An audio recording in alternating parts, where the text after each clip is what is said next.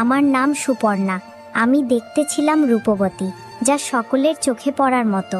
কিন্তু বিয়ের পর থেকে এক অদ্ভুত ঘটনার সম্মুখীন হই আমি।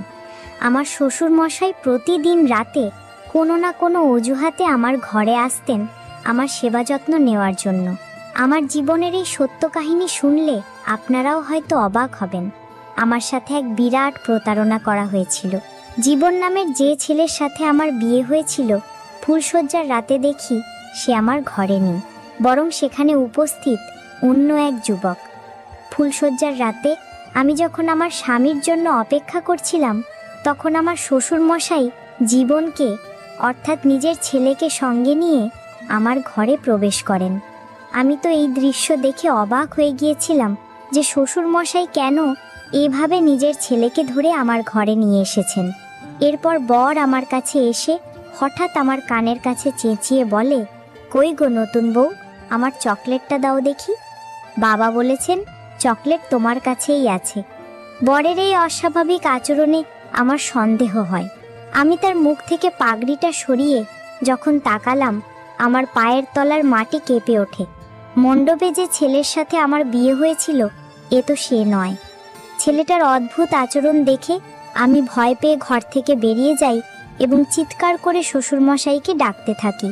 শ্বশুরমশাই আমার চিৎকার শুনে কাছে এলে আমি তাকে কাঁদতে কাঁদতে বলি, বাবা, আপনি কাকে আমার ঘরে রেখে গেছেন? ও তো স্বাভাবিক নয়। আমার তো জীবনের সাথে বিয়ে হয়েছে। জীবন কোথায়? শ্বশুরমশাই তখন এক রহস্যময় হাসি দিয়ে আমার কাঁধে হাত রেখে বললেন, বৌমা, এই তো জীবন, এই আমার একমাত্র ছেলে, যার সাথে তোমার বিয়ে হয়েছে। এই ছেলেই তোমার স্বামী। যাও, ভেতরে যাও। আমি আতঙ্কিত হয়ে বললাম, বাবা, আপনি একবার ভেতরে এসে দেখুন, এই ছেলেটা জীবন নয়, এর সাথে আমার বিয়ে হয়নি। কিন্তু আমার শ্বশুরমশাই আমার কোনো কথা না শুনে আমাকে জোর করে ঘরের ভেতর ঠেলে দিয়ে বাইরে থেকে দরজা বন্ধ করে দেন। সারা রাত আমাকে সেই অস্বাভাবিক ছেলেটির সাথেই কাটাতে হয়। আমি বুঝতে পারছিলাম যে আমাদের সাথে বিরাট বড় এক ছলনা করা হয়েছে। আমি স্বপ্নেও ভাবতে পারিনি আমার জীবনে এমন কালো দিন নেমে আসবে। সেই মুহূর্তে আমার মাথা কাজ করা বন্ধ করে দিয়েছিল। আমি বুঝে উঠতে পারছিলাম না আমার কি করা উচিত। পরের দিন সকালে আমি আমার বাবা মাকে ফোন করে সব ঘটনা জানাই। তারা আমার শ্বশুরবাড়িতে এলে আমি তাদের খুলে বলি যে কিভাবে শ্বশুরমশাই তাদের কর্মচারীর ছবি দেখিয়ে আমার বিয়ে তার মানসিক ভারসাম্যহীন ছেলের সাথে দিয়েছেন। আমার সব কথা শুনে মা আমাকে একটি চড় মেরে বললেন, তোর লজ্জা করে না নিজের শ্বশুরমশাইয়ের নামে এমন মিথ্যে অপবাদ দিতে? আমি মাকে বললাম, মা, তুমি আমার কথা বিশ্বাস করছো না? চলো আমার সাথে, আমি তোমাদের ওপরে নিয়ে গিয়ে দেখাচ্ছি যে ছেলেটা কাল রাতে আমার সাথে ছিল সে আসলে কে। আমি যখন বাবা মাকে টেনে ওপরের ঘরে নিয়ে গেলাম সেই ছেলেটাকে দেখানোর জন্য, তখন দেখি সব ঘর ফাঁকা, ছেলেটা কোথাও নেই। তখন আমার মা আমার হাত ধরে টেনে বললেন, যার সাথে তোর বিয়ে হয়েছে সেই জীবনের সাথে তো আমরা এখানে এসেই দেখা করেছি। জীবন আমাদের সাথে দেখা করে নিজের কাজে বেরিয়ে গেছে। সে তো সম্পূর্ণ সুস্থ আর স্বাভাবিক, সে অস্বাভাবিক হবে কেন? তোর কথা শুনে মনে হচ্ছে তুই আমাদের বোকা বানানোর চেষ্টা করছিস। বোকা মেয়ে, একটা কথা ভালো করে শুনে রাখ, এরপর যদি আমাদের ফোন করে বিরক্ত করিস, আমরা ভুলে যাব যে আমাদের কোনো মেয়ে ছিল। তোর জন্য আজ আমাদের সম্মান ধুলোয় মিশে গেল। ঠিক সেই সময় আমার শ্বশুরমশাই মুচকি হেসে আমার বাবা মাকে বললেন, হয়তো আমার ছেলের সাথে আপনার মেয়ের কোনো বিষয় নিয়ে মনোমালিন্য হয়েছে, তাই ও রেগে গিয়ে আপনাদের ফোন করে ডেকেছে। এরপর আমার শ্বশুর আমার কাছে এসে খুব স্নেহের সাথে আমার মাথায় হাত বুলিয়ে বললেন, দেখো বৌমা, যা হওয়ার তা তো হয়েই গেছে। এখন সব কিছু মেনে নিয়ে এই বাড়িতেই থাকো এবং আমাকে সন্তুষ্ট রাখো। শ্বশুরমশাইয়ের কথা শুনে আমি রেগে গিয়ে বললাম, আপনার লজ্জা হওয়া উচিত।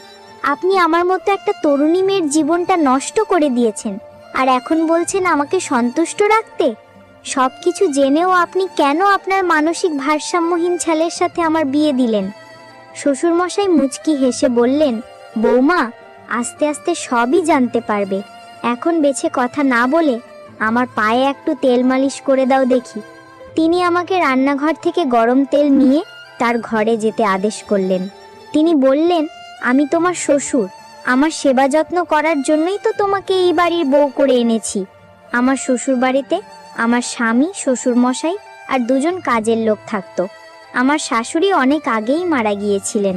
আমার শ্বশুর মশাই একজন ধনী ব্যক্তি ছিলেন, তার চালের বিশাল ব্যবসা ছিল। আমার বাবা মা ভেবেছিলেন এত বড় বাড়িতে আমার বিয়ে হলে আমি খুব সুখে থাকব, কিন্তু তারা আসল সত্যটা মানতে চাননি, তাই আমিও তাদের থেকে কোনো আশা রাখিনি। শ্বশুর বাড়িতে মাত্র 3 দিনেই আমার দম বন্ধ হয়ে আসছিল। আমার মনের কথা বলার মতো কেউ ছিল না। আমি শুধু ভাবতাম যে কর্মচারী পরিচয় দিয়ে আমার বিয়ে ঠিক করা হয়েছিল সে কোথায় গেল। তার সাথে দেখা হলে হয়তো আমি আমার সব প্রশ্নের উত্তর পেয়ে যাব। সেদিন শ্বশুর মশাই যখন তেল নিয়ে নিজের ঘরে ডাকলেন, তখন বাধ্য হয়েই আমাকে তার সেবা করার জন্য যেতে হলো। আমি যখন তেলের বাটি হাতে তার ঘরে গেলাম, দেখি তিনি আরাম করে বিছানায় শুয়ে আছেন। আমাকে দেখে বললেন, তাহলে ঠিক পথেই এসেছো, নইলে কিভাবে আনতে হয় সেটা আমি ভালোই জানি। আমি যা বলবো তোমাকে তাই করতে হবে। ওখানে দাঁড়িয়ে না থেকে এদিকে এসে আমার পায়ে ভালো করে মালিশ করে দাও। তোমার শাশুড়ি মারা যাবার পর থেকে তো আমার কোনো যত্নই হয়নি। তিনি আরো বললেন, এখান থেকে পালানোর কথা ভুলেও ভেবো না, কারণ তোমার বাবা মা তো তোমার কথা বিশ্বাস করবে না। তাই এখানে থেকে আমার সেবার দিকে মন দাও, তাহলেই শান্তিতে থাকবে। শ্বশুর মশাইয়ের মুখ থেকে এই ধরনের কথা শুনে আমার লজ্জায় মাথা কাটা যাচ্ছিল। তিনি আমার গুরুজন হয়ে কিভাবে এমন কথা বলতে পারছিলেন? অনিচ্ছা সত্ত্বেও যখন আমি তার পায়ে তেল মালিশ করতে শুরু করলাম, আমার মনে হলো তার উদ্দেশ্য মোটেও ভালো নয়। আমি ভয় পেয়ে শ্বশুরের ঘর থেকে বেরিয়ে নিজের ঘরে এসে দরজা বন্ধ করে দিলাম এবং কান্নায় ভেঙে পড়লাম। আমার আর বুঝতে বাকি ছিল না যে শ্বশুর মশাইয়ের উদ্দেশ্য আসলেই ভালো নয়। এরপর থেকে তিনি যখন তখন আমার ঘরে এসে তার সেবা করার জন্য বলতেন। একদিন সন্ধ্যায় আমি খুব মন খারাপ করে ছাদে একা বসেছিলাম। হঠাৎ আমার সামনে যে মানুষটি এসে দাঁড়ালো, তাকে দেখে আমি বিস্ময়ে হতবাক হয়ে গেলাম। আমার শ্বশুরের সেই কর্মচারী আকাশ আমার সামনে এসে দাঁড়িয়েছিল। এই সেই আকাশ যার ছবি দেখিয়ে আমার শ্বশুর তার মানসিক ভারসাম্যহীন ছেলের সাথে আমার বিয়ে দিয়েছিলেন। সেদিন আকাশকে দেখে আমি তাকে জড়িয়ে ধরে অনেক কেঁদেছিলাম। আকাশ আমাকে সব সত্যি কথা খুলে বলল। সে জানায় যে আমার শ্বশুর মশাই তার ওপর খারাপ নজর রেখেছিলেন।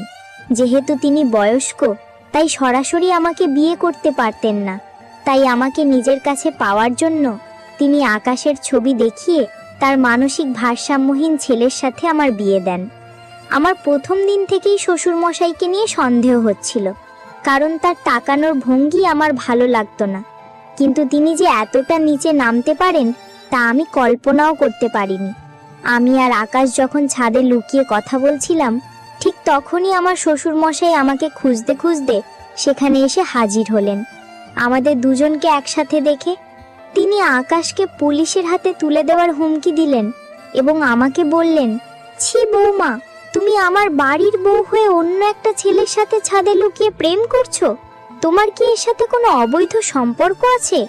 শ্বশুর মশাই সব কিছু জেনেও আমার উপরে দোষ চাপানোর চেষ্টা করছিলেন। সেই সময় আকাশ আমার পক্ষ নিয়ে দাঁড়িয়ে এমন এক সত্য প্রকাশ করলো যা শুনে আমার পায়ের তলার মাটি সরে গেল। আকাশ জানায় যে বিয়ের মণ্ডপে আসলে আমার বিয়ে রোহনের সাথে হয়নি, হয়েছিল তার নিজের সাথেই। কারণ রোহন মানসিক ভারসাম্যহীন হওয়ায় সে বিয়ের নিয়মকানুন কিছুই বুঝতো না। তাকে মণ্ডপে বসালে সত্যিটা সবার সামনে চলে আসতো এবং বিয়েটা ভেঙে যেত। তাই শ্বশুর মশাই চালাকি করে তার কর্মচারী আকাশকেই বরের আসনে বসিয়ে আমার সাথে বিয়ে দিয়েছিলেন। বিয়ে হয়ে যাওয়ার পর মুখ বন্ধ রাখার জন্য শ্বশুর মশাই আকাশকে 5 লক্ষ টাকা দিয়েছিলেন। আকাশ খুব গরিব ঘরের ছেলে হওয়ায় পরিবারের কথা ভেবে টাকাটা নিয়ে নিয়েছিল, কিন্তু পরে সে নিজের ভুল বুঝতে পারে যে টাকার জন্য সে আমার জীবনটা নষ্ট করেছে। তাই সে অনুতপ্ত হয়ে আমাকে সব সত্যি কথা বলতে এসেছিল। শ্বশুর মশাই এই পুরো পরিকল্পনাটি করেছিলেন শুধুমাত্র তার নিজের নোংরা উদ্দেশ্য পূরণ করার জন্য। তার ছেলে যেহেতু মানসিক ভারসাম্যহীন ছিল, সেই সুযোগকে কাজে লাগিয়ে তিনি আমাকে বাড়ির বউ করে এনেছিলেন, যাতে তিনি তার খারাপ ইচ্ছাগুলো পূরণ করতে পারেন। সব সত্যি জানার পর আমি শ্বশুরের সামনেই আকাশকে বললাম, সবার সামনে আগুনের সাক্ষী রেখে যখন তোমার সাথেই আমার বিয়ে হয়েছে, তাহলে তুমি কি আমাকে স্ত্রীর মর্যাদা দেবে? তুমি কি আমাকে তোমার বাড়ি নিয়ে যাবে? তখন আকাশ আমার সামনে হাত জোড় করে বলল, ম্যাডাম, আমি খুব গরিব মানুষ, আপনি কি আমার মতো গরিবের সাথে সারা জীবন কাটাতে পারবেন? আমি আকাশকে বললাম, গরিব হলেও তুমি একজন সৎ মানুষ, তুমি আমার কষ্টটা বুঝতে পেরে আমাকে সাহায্য করতে এসেছো, এটাই তোমার সততার সবচেয়ে বড় প্রমাণ। আমার টাকা পয়সার কোনো লোভ নেই, আমি তোমার সততাকেই নিজের স্বামী হিসেবে গ্রহণ করলাম। আমাদের কথা শুনে শ্বশুর মশাই আকাশের সামনেই আমার হাতটা শক্ত করে ধরে বললেন, এই মেয়ে, তোর কি মাথা খারাপ হয়ে গেছে? আমার এত বড় বাড়ি ছেড়ে তুই এই কাজের লোকটার সাথে থাকতে চাইছিস? বেশি বাড়াবাড়ি করলে আমি পুলিশ ডাকবো, আর তোর বাবা মাকেও ডাকবো। সেই মুহূর্তে আমি শ্বশুর মশাইয়ের হাত ছাড়িয়ে নিয়ে আকাশের হাত ধরে বললাম, আপনার যাকে খুশি ডাকুন। আমার বাবা মা যখন আমার কথা বিশ্বাস না করে আমাকে একা ফেলে গেছেন, তখন তাদের আশা বা না আশায় আমার কিছু যায় আসে না। আমার বিয়ে যার সাথে হয়েছে, আমি তার সাথেই আমার শ্বশুর বাড়ি যাব। আর আপনি যদি আমাদের বাধা দেওয়ার চেষ্টা করেন, তাহলে আমি আর আমার স্বামী মিলে আপনার নামে পুলিশে অভিযোগ জানাবো। সেদিন আমার প্রাক্তন শ্বশুরমশাই আমাকে আটকানোর অনেক চেষ্টা করেছিলেন, কিন্তু আমি তার কোনো কথা শুনিনি।